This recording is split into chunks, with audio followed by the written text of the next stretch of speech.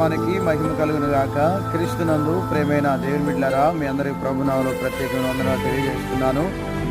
ఈ సంవత్సరము ఆరంభపు స్వార్థ స్వస్థత సభ దర్శిలో బీడీ కాలేజీ ఎదురు అద్దంకి రోడ్లో జరుగుతున్నది గనుక గమనించండి. ఈ స్వార్థ స్వస్థత సభలో శక్తివంతమైన స్తుతి ఆరాధన జరుగును. అలాగే బలమైన వర్తమానం అందించబడను. 10 విధమైన సమస్యలు, వ్యాధులు, బాధల, రోగముల కొరకు కూడా ప్రత్యేక ప్రార్థనలు చేయబడును గనుక గమనించండి. ఈ స్వార్థ సభలో అనేకులు అయిన మీరు పాల్గొనండి. ఇంకా అనేక మందిని తీసుకురండి. దేవుడు ఇచ్చే ఆత్మ సంబంధమైన దీవెనలు పొందండి.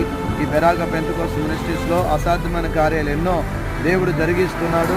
రేపు 15వ తారీఖు అనగా బుధవారము రాత్రి 7 గంటలకు స్వార్థ సభలు జరుగుతుంది కనుక అనేకులకు పనులు ఉంటున్నాయి కనుక 10 గంటలకు స్వార్థ సభ ముగించబడుతుంది కనుక ప్రతి ఒక్కరు త్వరగా మీ పనులు సిద్ధపరచుకొని ప్రార్థనా స్థలానికి వచ్చి దేవుని దీవెనలు పొందవలసిందిగా